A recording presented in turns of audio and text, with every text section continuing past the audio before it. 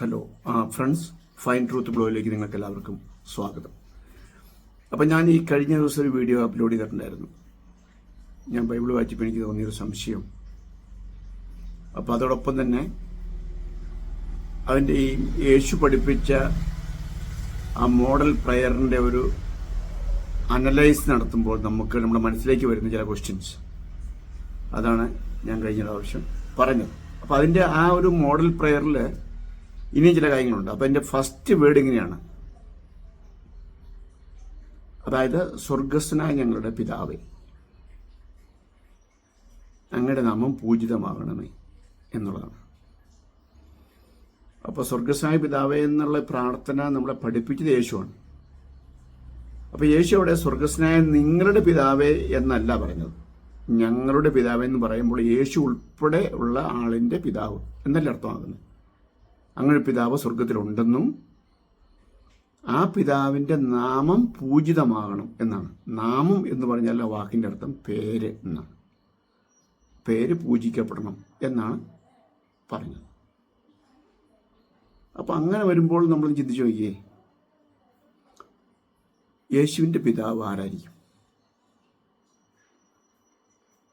യേശുവിൻ്റെ പിതാവ് ആരാണെന്നുള്ളത് നോർമൽ കേസിൽ ആളുകൾ പറയും അത് ജോസഫ് അല്ലേ. ജോസഫുമായിട്ട് യാതൊരു ബന്ധമില്ല എന്നുള്ള സംബന്ധിച്ച് നമ്മൾ ഓൾറെഡി ബൈബിളിൽ നമുക്കറിയാലോ. യേശു മരിക്കുന്ന സമയത്ത്, ക്രൂശിക്കപ്പെട്ട് മരിക്കുന്ന സമയത്ത് യേശു പറഞ്ഞൊരു വാചകമുണ്ട്, പിതാവേ എൻ്റെ ആത്മാവിനെ ഞങ്ങളുടെ കയ്യിൽ ഏൽപ്പിക്കുന്നു എന്ന് പറഞ്ഞ സംഭവം ഉണ്ടായി അല്ലേ. ഇപ്പം പിതാവെന്ന് വിളിച്ചു. അത് തൊട്ട് തല രാത്രിയിൽ ഗത്ശമനത്തോടത്ത് വെച്ചിട്ട് പ്രയറിൽ പിതാവെ അങ്ങേക്ക് കഴിയുമെങ്കിൽ പാനപാത്രം നീങ്ങിപ്പോട്ടെന്ന് പ്രാർത്ഥിച്ചു. അപ്പോൾ അവിടെ യേശു പ്രാർത്ഥിച്ചത് പിതാവേ എന്ന് സംബോധന ചെയ്ത് യേശുവിനെ തന്നെ വിളിച്ചതാണോ? അല്ലല്ലോ, മറ്റൊരാളുണ്ട്. മാത്രമല്ല, യേശു പറഞ്ഞത് ഞാൻ ദൈവത്തിൻ്റെ പുത്രനാണെന്നല്ലേ പറഞ്ഞു. അപ്പോൾ പിതാവ് വേറൊരാളാണല്ലോ. യേശു മകനാകുമ്പോൾ അപ്പൻ വേറൊരാളാണല്ലോ.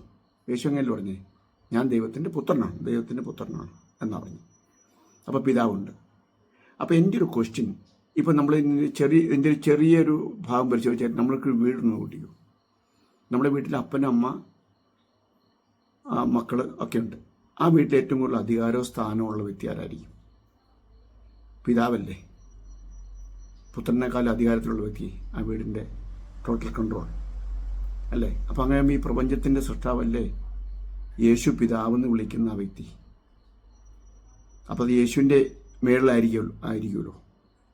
അല്ലെ പിന്നെ യേശു, നമ്മളിപ്പോൾ സാധാരണ പ്രാർത്ഥിക്കുന്ന നമ്മളെക്കാൾ എബോവ്, നമ്മളെ ഹെൽപ്പ് ചെയ്യാൻ കഴിയുന്ന നമ്മളെക്കാളും ഉയർന്ന സ്ഥാനത്തുള്ള വ്യക്തിയോടാണല്ലോ പ്രാർത്ഥിക്കുന്നത്. അപ്പോൾ യേശു ഇവിടെ ഹെൽപ്പിന് വേണ്ടി ചോദിച്ച ആരോടായിരുന്നു? പിതാവേ എന്ന് വിളിച്ച സംഭവം ചെയ്തത്. അപ്പോൾ യേശു ആണ് ഇവിടെ ഓൾമൈറ്റി എങ്കിൽ പിന്നെ യേശുവിനെ പ്രാർത്ഥിക്കേണ്ട ആവശ്യമില്ലായിരുന്നു. അപ്പോൾ യേശുവിനേക്കാൾ ശക്തനായ മറ്റൊരു ആളുണ്ട് എന്നാ സൂചിപ്പിക്കുന്നത് പിതാവ്. ആ പിതാവാണ് ഓൾമൈറ്റി ഗോഡ് എന്ന് പറയുന്നത്. അതിൻ്റെ പുത്രനാണ് യേശു. അങ്ങനെയല്ലേ നമ്മളിതിൻ്റെ ഈ മോഡൽ പ്രയറിൻ്റെ ഒരു അനലൈസ് നടത്തുമ്പോൾ നമുക്ക് നമ്മുടെ മനസ്സിലേക്ക് വരുന്ന യുക്തിയും ചിന്തിക്കാൻ കഴിയുന്ന സംഗതി അങ്ങനെയല്ലേ? ചിന്തിച്ചു നോക്കി. അപ്പോൾ നമ്മൾ ആ മോഡൽ പ്രയറിലേക്ക് വീണ്ടും വന്നാൽ, സ്വർഗത്തിലുള്ള അങ്ങയുടെ പിതാവേ അങ്ങയുടെ നാമം പൂജിതമാണ് അല്ലെ. നാമം എന്ന് പറഞ്ഞാൽ പേര്. അപ്പോൾ പേരുണ്ടെന്നർത്ഥം. അപ്പോൾ ഈ പേരിനെ സംബന്ധിച്ച് ആളുകൾ സാധാരണയായിട്ട് എന്ത് പറയാറുണ്ട്? ഇപ്പം നമ്മൾ ഒരാളുടെ ഒരു പരിചയമില്ലാത്തൊരു വീട്ടിൽ ചെന്ന് കുട്ടിയോട് ചോദിക്കുക, മോളെ അല്ലെങ്കിൽ മോനെ നിൻ്റെ അച്ഛൻ്റെ പേരെന്താണെന്ന് ചോദിക്കുമ്പോൾ കുട്ടി പറയാണ്, എൻ്റെ അച്ഛൻ്റെ പേര് അച്ഛൻ അല്ലെങ്കിൽ പിതാവ് എന്ന് പറഞ്ഞാൽ അത് പേരാണോ? അതൊരു പൊസിഷനാണ്, സ്ഥാനപ്പേരാണ്. മന്ത്രി എന്ന ജഡ്ജി എന്നൊക്കെ പറയുന്നത് ഒരാളുടെ പേരാണോ? അല്ലല്ലോ, അവരുടെ പൊസിഷനാണ്. അപ്പോൾ ദൈവം എന്ന് പറഞ്ഞാൽ അത് സ്ഥാനപ്പേരാണ്, അല്ലെങ്കിൽ പിതാവ് എന്ന് പറയുന്നത് സ്ഥാനപ്പേരാണ്. ഓക്കെ, അപ്പോൾ ആ പിതാവിനൊരു പേരുണ്ട് എന്നാണ് ഈ പറഞ്ഞതിൻ്റെ ഒക്കെ അർത്ഥം.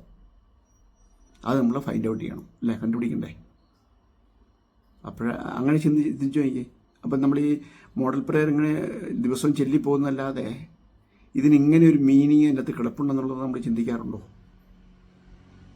നിങ്ങളൊന്ന് ചിന്തിച്ചു നോക്കിയാൽ. ചിന്തിക്കാൻ വേണ്ടി ഞാൻ പറഞ്ഞ സബ്ജക്റ്റിന് മാത്രമേ ഉള്ളൂ.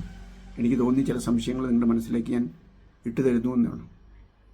അപ്പോൾ ഇന്നത്തെ വീഡിയോ നിങ്ങൾക്ക് ചിന്തിക്കാൻ കഴിയുന്ന ചില കാര്യങ്ങൾ പ്രദാനം ചെയ്തെന്ന് ഞാൻ വിചാരിക്കുന്നു. അപ്പോൾ വീഡിയോ ഇഷ്ടമായാൽ ലൈക്ക് ചെയ്യുക, അതോടൊപ്പം തന്നെ നിങ്ങളുടെ കമൻറ്റുകൾ രേഖപ്പെടുത്തുക.